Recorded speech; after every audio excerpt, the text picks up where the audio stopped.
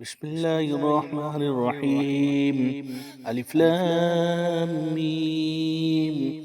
ذلك الكتاب لا ريب فيه هدى للمتقين الذين يؤمنون بالغيب ويقيمون الصلاة ومما رزقناهم ينفقون والذين يؤمنون بما أنزل إليك وما أنزل من قبلك وبالآخرة هم يوقنون أولئك على هدى من ربهم وأولئك هم المفلحون.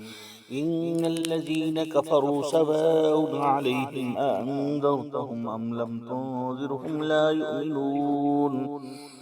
ختم الله على قلوبهم وعلى سمعهم وعلى أبصارهم غشاوة ولهم